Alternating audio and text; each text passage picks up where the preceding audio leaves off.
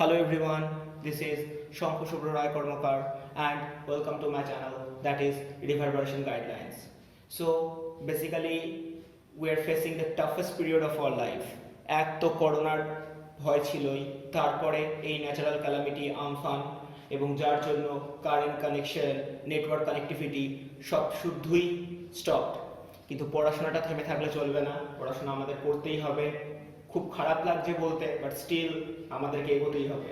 So this is the third video on frictional force, ঘর্ষণ সংক্রান্ত numerical এবং গাণিতিক প্রশ্নাবলী আমরা এই টপিকে দেখব। So here we go. So আমরা টাইপ 1 প্রবলেমে প্রসিড করছি। দেখ টাইপ 1 এ কি বলা হচ্ছে, ধরে নে আমাদের এখানে একটি অমসৃণ তল আছে। সো তলটি অমসৃণ। এই অমসৃণ তলের উপরে একটি বস্তু রাখা হয়েছে, যে বস্তুর ভর কিনা m। তাহলে বস্তুটির ওজন নিচের দিকে কাজ করবে এবং ওজন অবশ্যই হবে mg। এখন এই তল এবং বস্তুর মধ্যে ঘর্ষণ গুণাঙ্ক মিউ বলে দেওয়া হয়েছে। এখন এই বস্তুটিকে তুই যদি এই তল বরাবর সরাতে চাস, তাহলে তোকে একটি অনুভূমিক দিকে বল প্রয়োগ করতে হবে এবং অনুভূমিক দিকের বল যদি f of ex হয়, তাহলে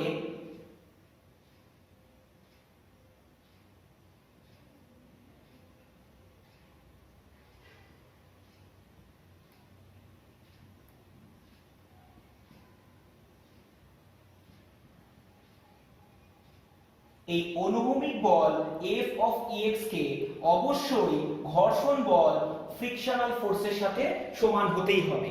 তাহলে তুই ভালো করে ভাব, আমরা ফ্রিকশনাল ফোর্সের কনসেপ্ট কি জানতাম, বা ঘর্ষণ বলের সংজ্ঞা ছিল Fr ইকুয়াল টু ঘর্ষণ বল, যা কিনা মিউ অফ n এর সাথে সমান ছিল। এখন নিচের দিকে ওজন কাজ করলে তাহলে উপরের দিকে লম্ব প্রতিক্রিয়া n ইকুয়াল টু mg অবশ্যই হবে। তাহলে ঘর্ষণ বলের মান হবে মিউ অফ mg।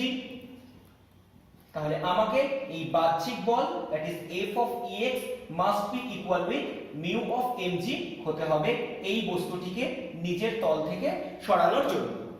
চলে আয় একটা গাণিতিক উদাহরণে। ধরে নে কোনো একটি তলে একটি 5 কেজি ভরের বস্তু আছে এবং এই বস্তুটিকে সরাতে যেতে তোকে মোট 30 নিউটন বল প্রয়োগ করতে হচ্ছে। তাহলে উক্ত তলের সাথে বস্তুর ঘর্ষণ গুণাঙ্ক কত? তার মানে তোকে বলে দেওয়া হচ্ছে যে বস্তুর ভর দ্যাট ইজ m, এটা মানে বলেছে 5 কেজি। তোকে বার করতে হবে মিউ, আর তোকে বাহ্যিক বল যেটা তুই দিচ্ছিস f of ex that has been given as 30 Newton. Clear? এখন দেখ আমরা কি করব। এখন আমরা এই বাহ্যিক বলটা অনুভূমিক ভাবে দিয়েছি, তাহলে আমি এই দিক বরাবর বাহ্যিক বল দিয়েছি f of ex, বস্তুর ভর 5 কেজি, তাহলে নিচের দিকে কাজ করছে অবশ্যই বস্তুর ওজন দ্যাট ইজ 50 নিউটন। তাহলে লম্ব প্রতিক্রিয়া n ইকুয়াল টু কত হবে? অবশ্যই 50 নিউটন। এখন তুই দেখ বস্তুটিকে অনুভূমিক দিকে বল দিয়ে সরানোর অর্থ হলো তুই যে পরিমাণ বাহ্যিক বল প্রয়োগ করবি that is Fex must be equal with ঘর্ষণ বল। তাহলে তুই বাহ্যিক বল দিয়েছিস 30 নিউটন এবং তোর জন্য ঘর্ষণ বল কত? মিউ ইনটু লম্ব প্রতিক্রিয়া, লম্ব প্রতিক্রিয়া মানে 50 নিউটন, কারণ আমরা অলরেডি বার করেছি। তাহলে তুই এখান থেকে কি পাবি? মিউ এর ভ্যালু। তাহলে মিউ ইকুয়াল টু কত হবে? 3/5, that is 0.6. Clear? Next, type 2. So এই টাইপ 2 তে আমরা বেসিক্যালি কিছু ডেফিনেশন ইউজ করব। মনে করে দেখ আমরা একটা জিনিস পড়েছিলাম যেখানে হচ্ছে ঘর্ষণ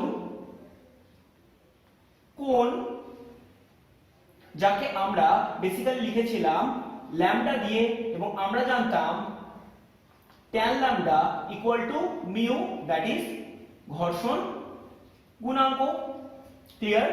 আবার নতি কোণ বা বিরাম কোণ এটা যদি থিটা হয়, তাহলে আমরা আরো একটা জিনিস প্রুফ করেছিলাম tan theta equal to mu that is ঘর্ষণ গুণাঙ্ক। সো বেসিক্যালি আমরা এই দুটো কনসেপ্টকে এবার ইউজ করব এবং ইউজ করে আমরা ডেটাটাকে সলভ করব। ধরে নে আমাকে বলে দিল যে কোনো একটি বিশেষ অমসৃণ নততলে 45 ডিগ্রি নতিকোণ করলে কোনো একটি বস্তু সবে নামতে শুরু করে, কিন্তু একবার বস্তু চলতে শুরু করলে নতি 30 ডিগ্রি কোণ হলেও বস্তুটি নিচের দিকে নামতে শুরু করবে এবং সমবেগে নিচের দিকে পড়বে। আমাকে বলে দিতে হবে বস্তুটির স্থিত ঘর্ষণ গুণাঙ্ক এবং চল ঘর্ষণ গুণাঙ্ক কত। তার মানে ভাব, বস্তুটি যখন স্থির অবস্থায় ছিল তখন নতি ছিল আমার থিটা ইকুয়াল টু 45 ডিগ্রি। তার মানে বোঝ, যখন আমরা বস্তুটিকে সবে চালাতে চাইছি তখন আমাকে ন্যূনতম নতি দিতে হচ্ছে 45 ডিগ্রি। তাহলে স্থিত ঘর্ষণ গুণাঙ্ক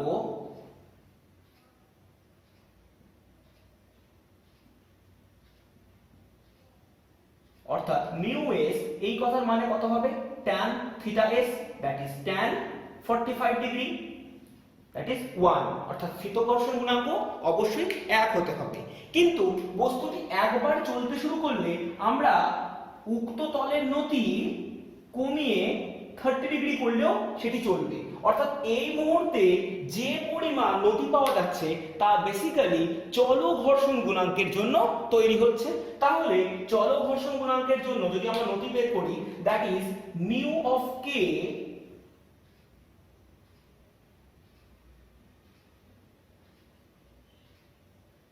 that will be tan of theta k, and tan theta k মানে 30 ডিগ্রি, that is tan 30। তাহলে আমার কাছে এবার উত্তর আসছে 1/√3। সো বেসিক্যালি আমরা একটা ডেফিনেশনকে অ্যাপ্লাই করে এই অঙ্কটা সলভ করে নিতে পারবো। ক্লিয়ার? ওয়েল, টাইপ 3, দেখ এই টাইপ 3 তে আমরা একটা অন্যরকম কনসেপ্ট একটু অ্যাপ্লাই করব। আমরা জানি, বাট জানা জিনিসটাকে একটু ঘুরিয়ে অ্যাপ্লাই করব। ধরে নে এটা আমার কাছে একটি তল এবং অবশ্যই এটি অমসৃণ তল। এখন এই অমসৃণ তলে একটি বস্তুকে যদি আমরা গড়িয়ে দেই, সাপোজ যেটা আমাদের ডেইলি লাইফে হয়, একটা কোনো বল বা কোনো একটা বস্তুকে যদি কোনো তল বরাবর, মসৃণ তল বরাবর গড়িয়ে দিই বা কোনো বরফের উপর দিয়ে গড়িয়ে দিই, তাহলে সেটা কিছু দূর যাওয়ার পর থেমে যায়। কেন থেমে যায় সেটা ভালো করে বোঝ। আমরা তো এখানে বায়ুর কোনো বাধা ধরছি না, অর্থাৎ আমরা ধরে নিচ্ছি সান্দ্রতা শূন্য। তাহলে বস্তু থামছে কেন? কারণ বস্তু যখন এই দিক বরাবর গতিশীল হচ্ছে তখন বিপরীত দিকে ঘর্ষণ বল কাজ করছে। এবং ধরে নিচ্ছি আমি বস্তুর ভর m, তাহলে নিম্নমুখী ওজন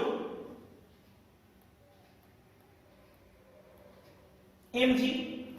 তাহলে আমরা যদি এই বস্তুটিকে একটু ভালোভাবে আঁকার চেষ্টা করি, তাহলে নিচের দিকে ওজন কাজ করছে mg, তাহলে লম্ব প্রতিক্রিয়া n সমান সমান mg হবে। তাহলে n সমান সমান লম্ব প্রতিক্রিয়া, দ্যাট ইজ mg।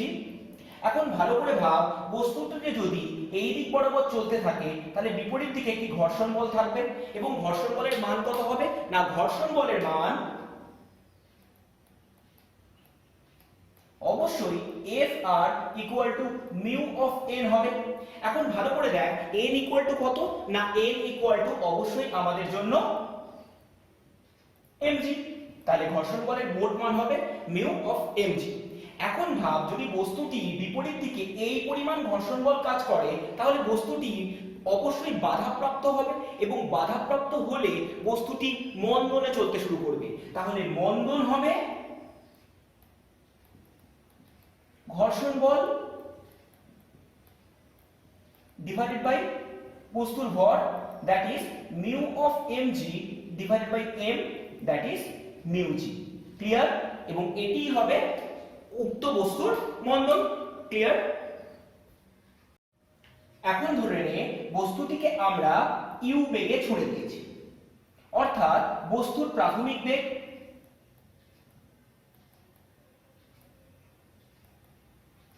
u, কিন্তু বস্তুটি যত চলতে থাকবে তত তার বেগ হ্রাস পাবে, কারণ আমরা এক্ষুনি বললাম তলটি অমসৃণ, অমসৃণ হওয়ার জন্য একটি ঘর্ষণ বল আছে এবং ঘর্ষণ বলের জন্য বস্তুটি আস্তে আস্তে বেগ হ্রাসপ্রাপ্ত হবে এবং অন্তিম অবস্থায় বস্তুর বেগ v সমান সমান 0 হয়ে যাবে।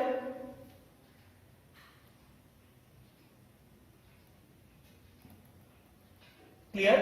তাহলে দেখ এই পুরো যাত্রা পথে বস্তুটি মোট কতটা পথ যাবে যদি তা আমাদের বের করতে হয়, তাহলে আমরা মন্দনের সমীকরণ ফেলবো, that is v square equal to u square minus 2as। যদি কোনো বস্তু মন্দনে যায়, এক্ষেত্রে v মানে অন্তিম বেগ যা কিনা শূন্য, u মানে প্রাথমিক বেগ যে বেগে ছোড়া হয়েছে, মাইনাস 2 ইন্টু a কথার মানে মন্দন। আমরা এক্ষুনি দেখলাম এই সমগ্র যাত্রাপথে বস্তুর উপর মন্দন মিউ জি, তাহলে আমরা মন্দনের মান বসিয়ে দেবো মিউ ইন্টু জি, এবং s মানে যত পরিমাণ পথ গেছে, তাহলে এখান থেকে যদি s এর মান বার করতে হয়, তাহলে আমরা এই 2 মিউ জি s এই পুরো রাশিটিকে এদিকে নিয়ে আসবো আর উল্টো দিকে ইউ স্কয়ার করে থাকবে, তাহলে আমাদের এখান থেকে s এর মান বেরোবে u square by 2 mu G. Clear আমার কথা? ওকে, একটি গাণিতিক প্রশ্ন করে আমরা এই পুরো অঙ্কটিকে বুঝবার চেষ্টা করি। ধরে নে কোনো একটি বস্তুর প্রাথমিক বেগ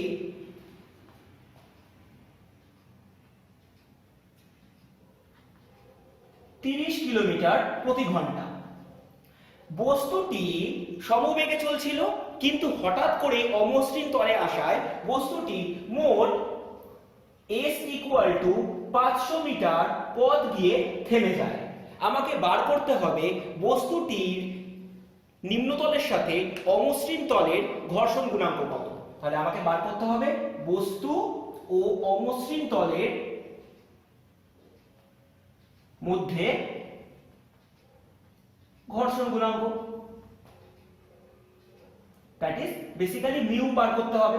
দেখ কি করে করব না, আমাকে প্রথমে যে ডেটাটা দেওয়া আছে সেটা হচ্ছে বস্তুর প্রাথমিক বেগ, যেটা কিনা দেওয়া আছে 30 কিলোমিটার পার আওয়ার। তাহলে আমি এটাকে কি করব, আমি এটাকে 5/18 দিয়ে মাল্টিপ্লাই করে মিটার পার সেকেন্ডে চলে যাব। ক্লিয়ার? তাহলে আমার কাছে কত থাকছে, এটা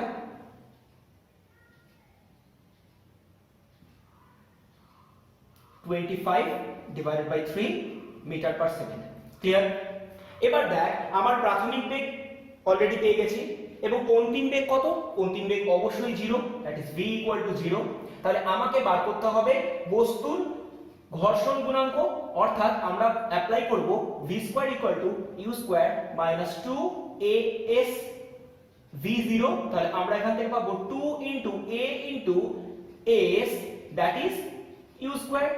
আমি এবার ভ্যালুগুলো বসাই। 2 a কথার মানে আমরা একটু আগে দেখেছি মিউ ইনটু জি, এবং s কথার মানে 500 মিটার, এবং u স্কয়ার কথার মানে 25 ইনটু 25 ডিভাইডেড বাই 3 ইনটু 3। এবার আমরা গোটা পার্টটাকে ক্যালকুলেট করি, দেখ কত হয়। 25 দিয়ে যদি আমরা 500 কে কাটি, তাহলে এক্ষেত্রে পড়ে থাকবে 20, দেন মিউ এর ভ্যালু হয়ে যাবে 25 ডিভাইডেড বাই 9। এই 20টা নিচে চলে যাবে, এই 2টাও নিচে চলে যাবে, জিটাও নিচে চলে যাবে। সো উপরে পড়ে থাকছে 25, নিচে পড়ে থাকছে 9 ইনটু 20 ইনটু 2 ইনটু 10। এখন এটাকে যদি ক্যালকুলেট করিস কত হবে, 5 দিয়ে কাট, নিচে পড়ে থাকবে 4, দেন এগেইন 5 দিয়ে কাট, নিচে পড়ে থাকবে 2। So this will be 1 by 9 into 16, so this will be 1 by 144. Clear আমার কথা? Well, type 4, এই টাইপ 4 এর প্রবলেমটা কিন্তু বেসিক্যালি টাইপ 3 কে কপি করে তৈরি হয়। দেখ আমরা অলরেডি একটা জিনিস জানলাম যে যদি কোনো বস্তু অনুভূমিক পথ বরাবর যেতে আরম্ভ করে এবং যদি আর অন্য কোনো বাধা না থাকে, তাহলে ঘর্ষণ বলজনিত একটি মন্দন তৈরি হয়, এবং এই ঘর্ষণ বলজনিত মন্দন অবশ্যই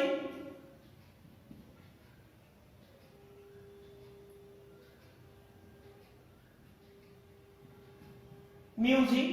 তাহলে আমরা মোট এখান থেকে তিনটে ডিফারেন্ট সূত্র লিখতে পারি, that is v equal to u minus at। এই পুরো ফরম্যাটটা ডিরাইভ হয়ে যাবে v equal to u minus mu gt,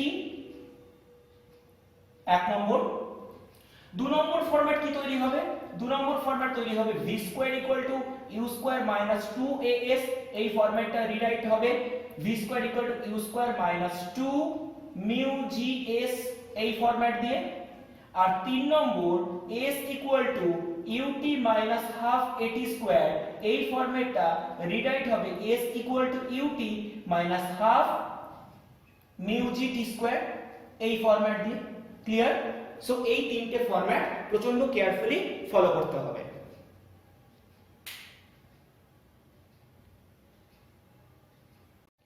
type 5 and type 5 থেকে প্রবলেম রিলেটিভলি কমপ্লিকেটেড হতে আরম্ভ করবে। ধরে নে আমাদের কাছে এরকম দেখতে একটি তল আছে, এই তলে এখানে একটা ফিক্সড পুলি বা কপিকল রাখা হয়েছে। এখন এই কপিকলের এই দিকে একটি বস্তু রাখা হয়েছে, যে বস্তুর ভর কিনা ক্যাপিটাল এম, এবং এই তল এবং এই বস্তুর মধ্যে ঘর্ষণ গুণাঙ্ক মিউ। এখন এই বস্তুটিকে এই তল বরাবর রেখে একটি দড়ি দিয়ে নিচে আরেকটি বস্তুর সাথে ঝুলিয়ে দেওয়া হলো। নিচের বস্তুটির ভর হচ্ছে স্মল এম। ন্যূনতম কত ভর এই বস্তুর হলে এই সমগ্র সংস্থা সমবেগে নিচের দিকে নামতে শুরু করবে? দেখেন, এই পুরো বস্তুটিকে যদি সরাতে হয় তাহলে আমাকে ন্যূনতম ঘর্ষণ বলের বিপরীতে কাজ করতে হবে, কারণ যখনই এই বস্তুটি নিচের দিকে নামতে শুরু করবে এ দড়ির উপর একটি টান দেবে এবং এই টান এই বস্তুটিকে ক্রমাগত এই দিকে টানবে।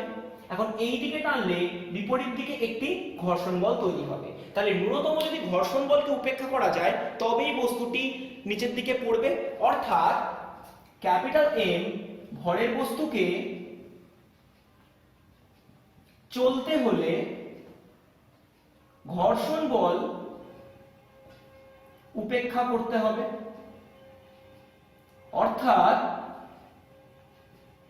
টি সমান সমান অবশ্যই ঘর্ষণ বল হতে হবে। এখন টি কথার অর্থ কত? টি কথার অর্থ হচ্ছে দড়ির টান, যেটা কিনা ঘর্ষণ বল। ঘর্ষণ বল কথার মানে মিউ ইনটু এন।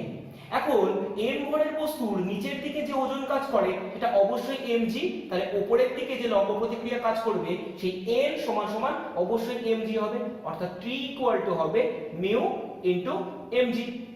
অন্যদিকে নিচে যে বস্তু রাখা হয়েছে সেই নিচের বস্তু নিচের দিকে পড়বে mg ওজন দিয়ে, তাহলে এই নিচের দিকে পড়া বস্তুটি t টান উপরের দিকে দেবে, অর্থাৎ নিচের বস্তুর জন্য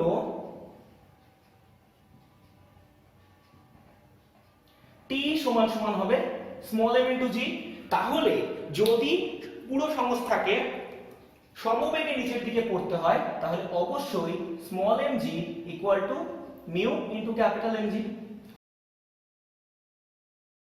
তাহলে স্মল m এর ভ্যালু হবে মিউ ইনটু ক্যাপিটাল M, অর্থাৎ নিচের বস্তুর অবশ্যই ভর m সমান সমান মিউ অফ ক্যাপিটাল M হতে হবে।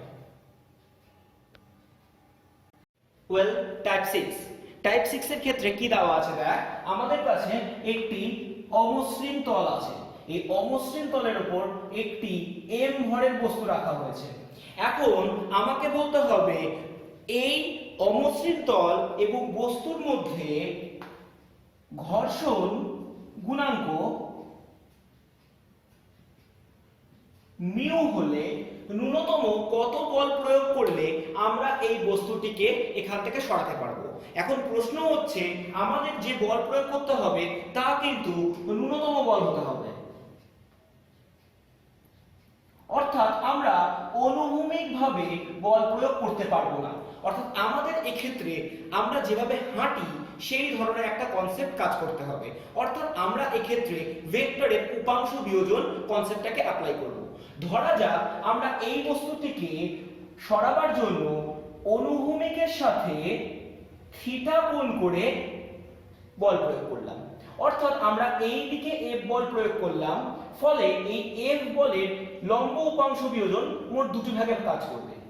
একটি উপাংশ এই দিক বরাবর কাজ করবে যার মান হবে F cos থিটার সাথে সমান, এবং অপরটি উলম্ব দিকে কাজ করবে যার মান হবে F sin থিটার সাথে সমান। অর্থাৎ আমরা যে জিনিসটি ধরে দিলাম বস্তুটিকে সরাতে আমরা অনুভূমিকের সাথে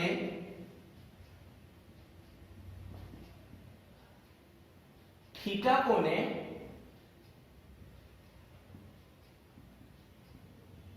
বল প্রয়োগ করলাম, ফলে এর অনুভূমিক উপাংশ যা কিনা এফ কস থিটা বস্তুকে সরাতে সাহায্য করবে।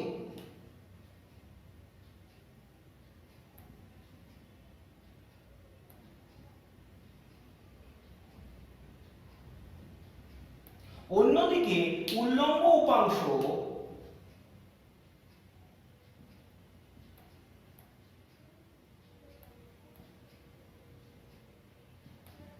এফ সাইন থিটা বস্তুর ওজনকে অপেক্ষাকৃত হ্রাস করবে।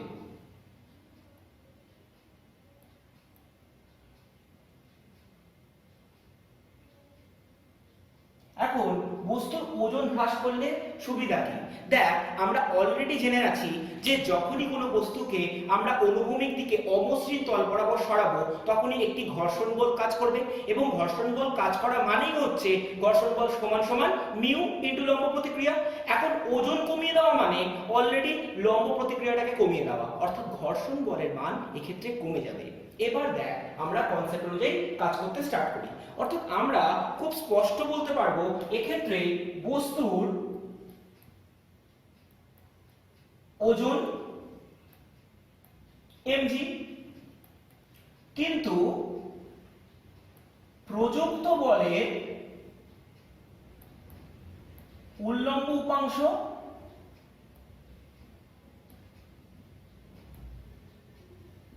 f sin theta. তাহলে উপরের দিকে লম্ব প্রতিক্রিয়া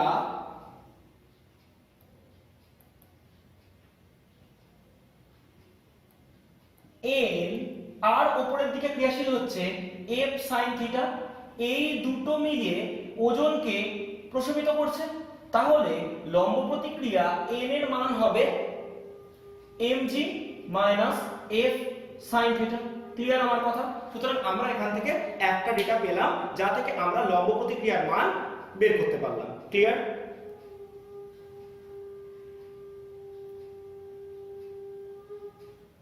ফলে এই মুহূর্তে ঘর্ষণ বল Fr যা কিনা মিউ অফ লম্ব প্রতিক্রিয়ার সাথে সমান হবে।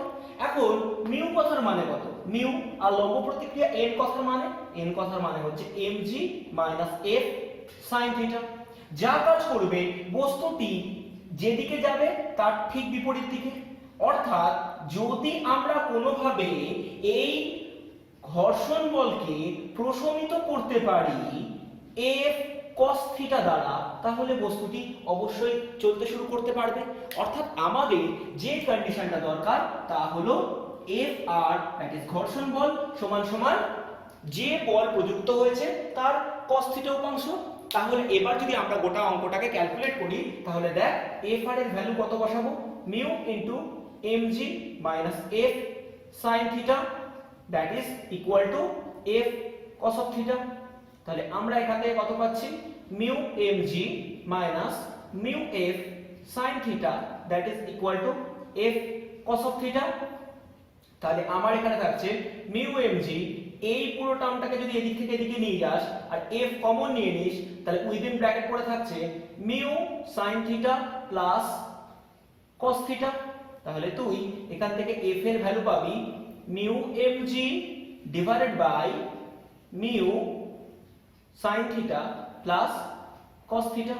ক্লিয়ার? এখন দেখ, আমরা অলরেডি একটা জিনিস খুব ভালোভাবেই জানি যে মিউ বা ঘর্ষণ গুণাঙ্ক বাস্তব পক্ষে ঘর্ষণ কোণের tan থিটার সাথে সমান। অর্থাৎ আমরা বলতে পারি মিউ সমান সমান tan ল্যামডা, যে ক্ষেত্রে ল্যামডা ইকুয়াল টু ঘর্ষণ কোণ। তাহলে যদি আমরা সেই ভ্যালুটাকে এক্ষেত্রে বসাই তাহলে আমাদের এক্ষেত্রে কি রকম ইকুয়েশনটা হবে? f সমান সমান tan lambda into mg divided by tan lambda sin theta plus cos theta। Clear? এবার দেখ আমি tan lambda গুলোকে sin lambda by cos lambda হিসেবে লিখব। যদি আমরা সেটা লিখি তাহলে আমাদের ক্ষেত্রে ইকুয়েশনটা কিরকম হবে? দেখ উপরে থাকবে sin lambda into mg divided by cos lambda, আর নিচেরটাকে যদি আমি ক্যালকুলেট করি তাহলে নিচে চলে আসবে sin lambda sin theta plus cos lambda cos theta divided by cos lambda। তাহলে এই ক্ষেত্রে cos lambda কেটে যাবে, উপরে পড়ে থাকবে শুধুমাত্র mg sin lambda, নিচে পড়ে থাকবে cos theta minus lambda। Clear? So এটাই হবে বাহ্যিক ন্যূনতম বল যা দ্বারা কোনো একটি বস্তুকে অমসৃণ তল বরাবর গতিশীল করা সম্ভব। ক্লিয়ার? এখন যেই লেভেলে আমাদের এখানেই পুরো ডেটাটা ক্যালকুলেশন শেষ হয় না। আমরা f এর মান একটা বের করেছি, যেটা কিনা আমরা বের করেছি mg sin lambda divided by cos theta minus lambda। এখন একটু ভালোভাবে ভাব, যদি f এর মান মিনিমাম হতে হয়, অর্থাৎ f এর মান ন্যূনতম হতে হলে এই cos theta minus lambda এর মান সর্বোচ্চ হতে হবে। এখন cos theta minus lambda এর সর্বোচ্চ মান অবশ্যই 1, যেটা কিনা আমরা লিখতে পারি cos of 0 ডিগ্রি। তাহলে আমরা বলতে পারি theta minus lambda যেটা কিনা 0, তাহলে theta equal to lambda। যদি theta equal to lambda হয় তাহলে আমাদের ন্যূনতম বলের মান হবে f mean, যেটা কিনা হবে mg sin lambda। এখন ভালোভাবে দেখ, আমরা এই sin lambdaটাকে একটু রিপ্লেস করব মিউ দিয়ে, অর্থাৎ ঘর্ষণ গুণাঙ্কের সাথে sin lambdaর রিলেশনটা এস্টাবলিশ করব। আমরা একটা জিনিস জানি, যেটা মিউ ইকুয়াল টু কিন্তু tan lambda। তাহলে আমরা এর থেকে কোনোভাবে sin lambdaয় পৌঁছবার চেষ্টা করব। আমরা বেসিক্যালি যেটা করছি, আমরা cot lambda বের করে দিচ্ছি। cot lambda মানে 1 by tan lambda, that is 1 by mu। কেন করে নিলাম? কারণ এটা করে নিলে আমাদের পক্ষে cosec square theta minus cot square theta এটা ইকুয়াল টু 1 এই ইকুয়েশনে বসাবো, অর্থাৎ এই ক্ষেত্রে আমরা lambda ধরে করব। তাহলে এটা হয়ে যাবে আমার জন্য cosec square lambda minus cot square lambda, that will be 1. So this will be cosec square lambda minus 1 by mu square, that will be 1. So cosec square lambda, this will be 1 plus 1 by mu square. So cosec lambda এর value হবে root over of mu square plus 1 divided by mu।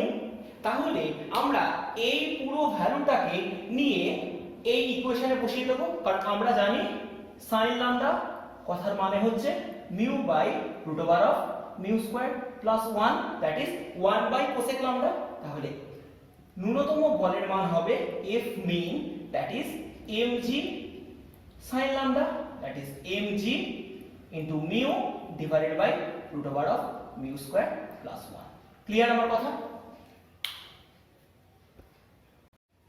Type 7। Okay, type 7 এ দেখ আমরা একটু different type problem করব, এবং অবশ্যই একটু হলেও কমপ্লিকেটেড হবে, বাট স্টিল তোরা প্রচন্ড ইন্টেলিজেন্ট, তোরা সব পারবি, এটুকু আশা আমি রাখি। ধরে নে কোনো একটা নততলের নতি থিটা,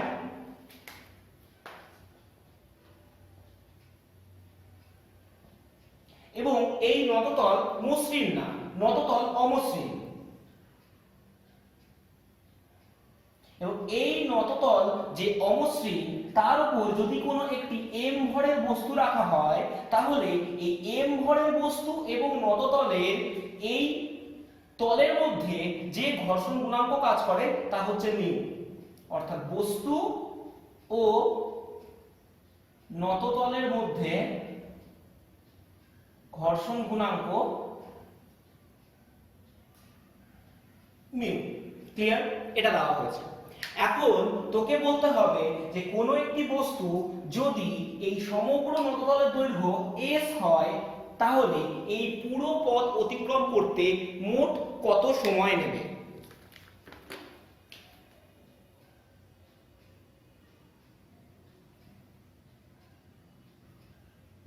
ক্লিয়ার? দেখ, যখন বস্তুটিকে আমরা এই নততল বরাবর রেখেছি তখন আমাদের অনেকগুলি কনসেপ্ট এখানে কাজ করবে।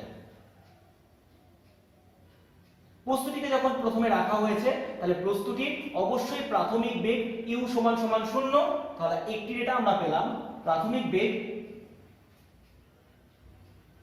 u সমান 0। এখন বস্তুটির ভর যদি m ধরে নেই তাহলে বস্তুটি নিচের দিকে ওজন কাজ করছে mg। এখন দেখ, আমরা যখন নিউটন করেছিলাম তখন আমরা বারবার করে বলেছিলাম যদি এই কোণটা থিটা হয় তাহলে এই তলের সাথে যদি একটু লম্ব আঁকা হয় এই কোণটিও থিটা হবে। ফলে ওজনের একটি উপাংশ এই দিক বরাবর কাজ করবে যার মান হবে mg cos থিটা এবং লম্ব প্রতিক্রিয়া অবশ্যই n সমান সমান mg cos থিটা হবে। অর্থাৎ আমরা বলতেই পারি এক্ষেত্রে লম্ব প্রতিক্রিয়া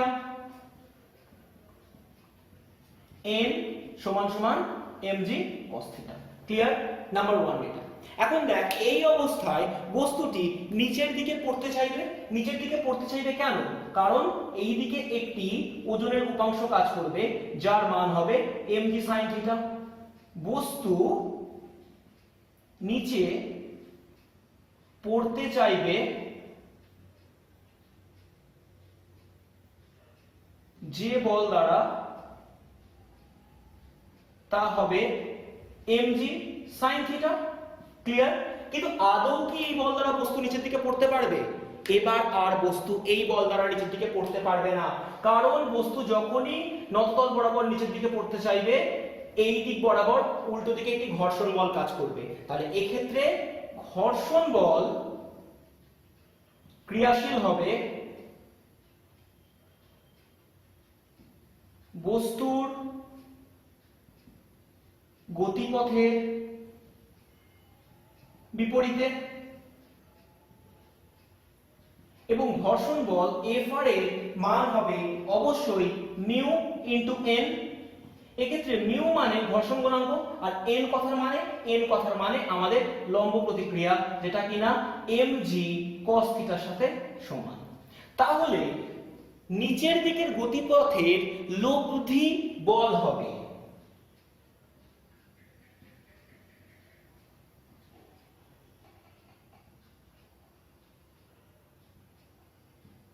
যা সমান হবে mg sin theta minus friction বা ঘর্ষণ বল যেটা কিনা আমরা লিখতে পারবো mg sin theta minus mu mg cos থিটার সাথে। ক্লিয়ার? তাহলে এবার যদি আমরা লব্ধি ত্বরণ নিচের দিকে বার করতে চাই তাহলে তার মান কত হবে? অর্থাৎ নিম্নমুখী লব্ধি ত্বরণ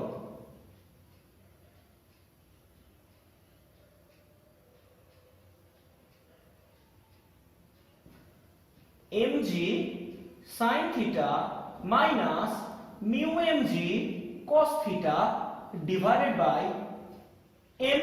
তাহলে এখান থেকে আমরা যেটা পাবো সেটা হচ্ছে g sin theta minus mu g cos theta. Clear? অর্থাৎ এই ত্বরণ দ্বারা বস্তুটি নিচের দিকে পড়তে আরম্ভ করবে। ক্লিয়ার আমার কথা? অর্থাৎ আমরা যদি বস্তুটি এখান থেকে এই নিচের বিন্দু অবধি পৌঁছতে মোট সময় ধরে নেই t, এই t সময় ধরে বস্তুটি এই ত্বরণে নিচের দিকে নামতে আরম্ভ করবে।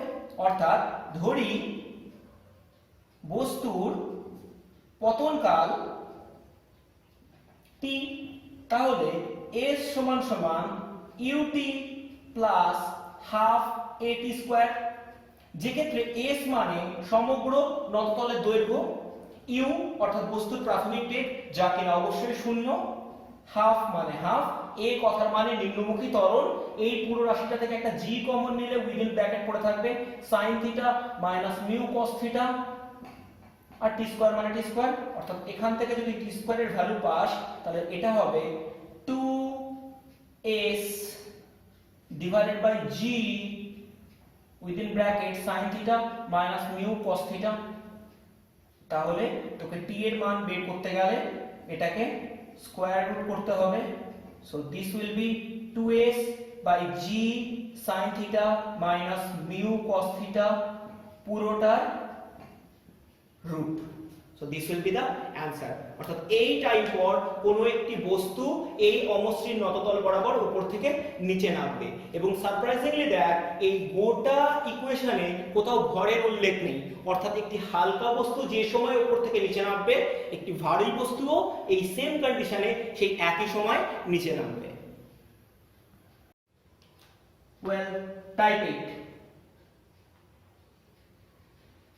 এই টাইপ 8 এর ক্ষেত্রে কি হচ্ছে দেখ, একটি বস্তু কোনো একটি অমসৃণ তল বরাবর খাড়া নিচের দিকে পড়ছে। অর্থাৎ m ভরের একটি বস্তু নিচের দিকে পড়ছে এবং যেহেতু নিচের দিকে পড়ছে তাহলে নিচের দিকে ওজন কত কাজ করবে? mg। অর্থাৎ নিম্নমুখী বল যেটা কিনা w সমান সমান mg। ক্লিয়ার? এখন এই অমসৃণ দেওয়াল এবং বস্তুর মধ্যে ঘর্ষণ গুণাঙ্ক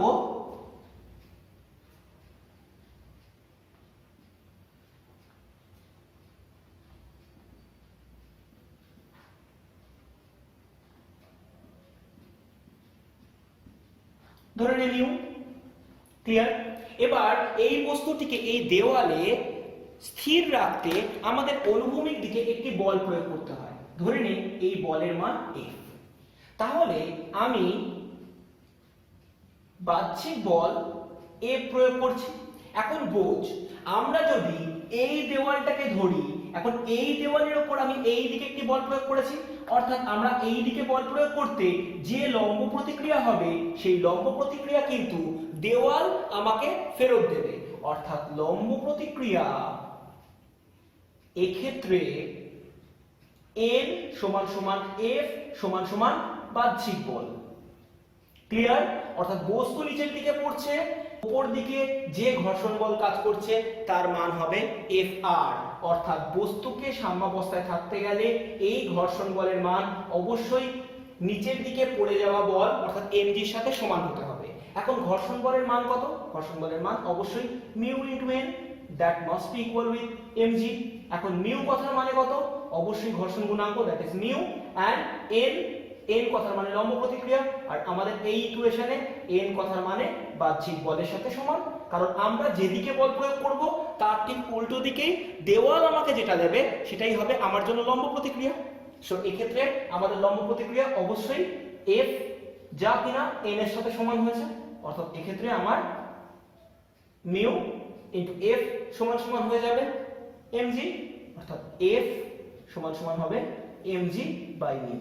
অর্থাৎ বস্তুটিকে উক্ত দেওয়ালে সাম্যাবস্থায় রাখতে গেলে আমাকে যে ন্যূনতম বল প্রয়োগ করতে হবে তার মান হবে F সমান সমান mg বাই মিউ।